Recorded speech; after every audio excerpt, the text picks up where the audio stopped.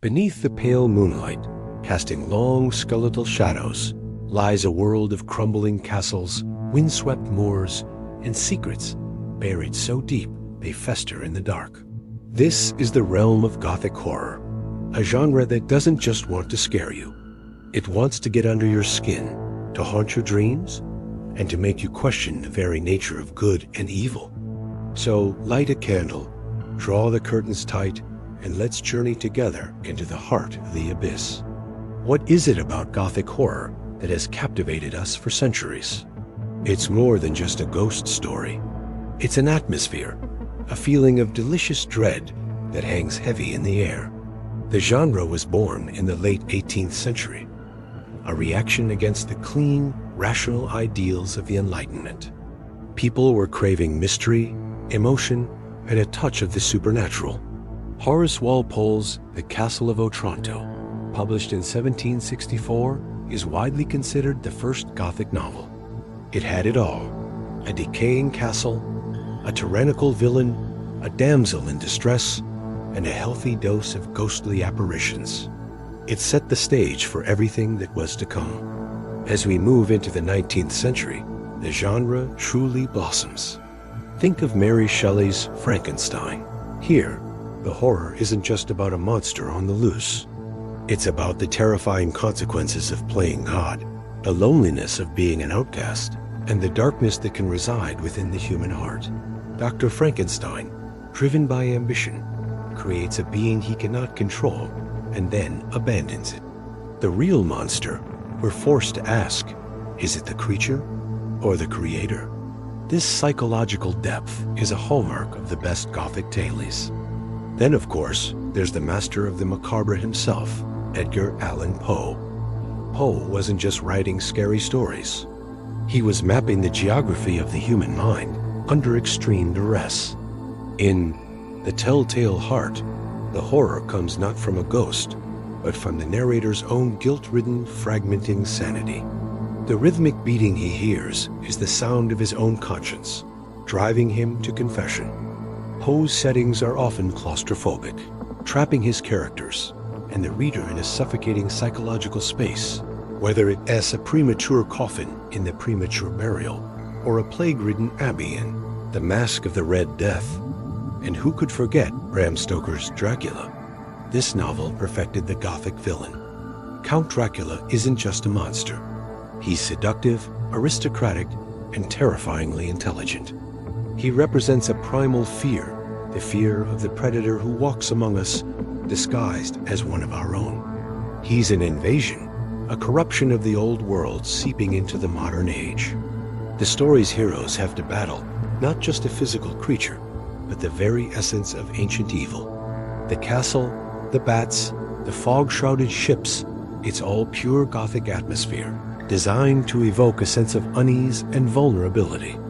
The settings in these stories are characters in themselves. The crumbling mansion in Poe's The Fall of the House of Usher is a physical manifestation of the decaying family line and the deteriorating minds of its inhabitants. The house and the family are one and the same, destined to collapse together into the murky depths of the Tarn. Similarly, the isolated country estate of Thornfield Hall in Charlotte Bronte's Jane Eyre holds a dark secret in its attic, the Mad Wife, Eartha Mason. The house itself is a prison, reflecting the social and emotional confinement of its female characters. These stories are filled with powerful symbols. The doppelganger, or the double, is a recurring theme, representing the hidden, darker side of a character's personality. Think of Dr. Jekyll and Mr. Hyde by Robert Louis Stevenson. It's the ultimate exploration of human duality, the struggle between our civilized selves and our primal instincts. The locked doors, hidden passages, and buried secrets in Gothic literature aren't just architectural features. They're metaphors for the repressed thoughts and forbidden desires lurking within the human psyche.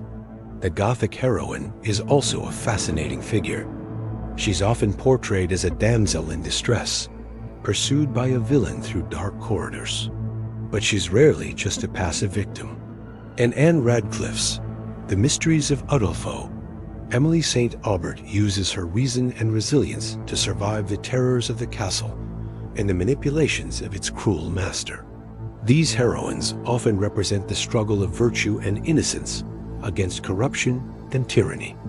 Their journey through the haunted landscape is a test of their inner strength. As time went on, the genre evolved.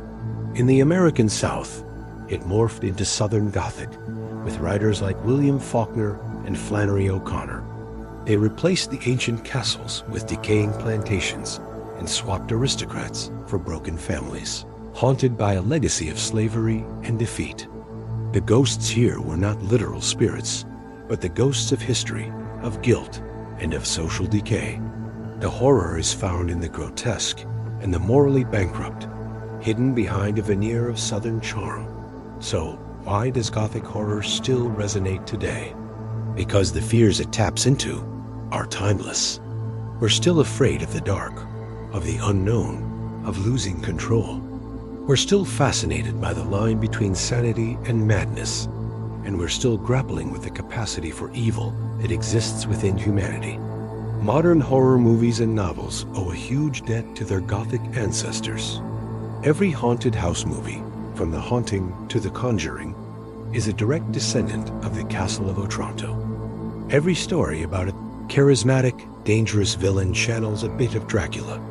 The genre teaches us that sometimes the greatest monsters aren't hiding under the bed or in the closet.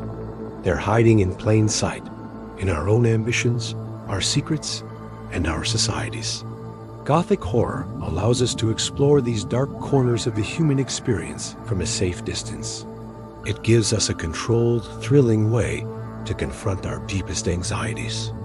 It is a beautifully dark and complex genre that reminds us that there is often a fine line between beauty and terror, passion and obsession, life and death. The next time you see a ruined abbey silhouetted against a stormy sky, or hear the wind whistling through the eaves of an old house, take a moment. Listen closely. You might just hear the faint echoing whispers of the Gothic, a legacy of shadows and secrets that continues to haunt us in the best possible way. Thanks for joining me on this descent into darkness. If you enjoyed this exploration of the Gothic, don't forget to like this video, subscribe for more content, and maybe share your favorite Gothic novel or film in the comments below. Until next time, sleep well, if you can.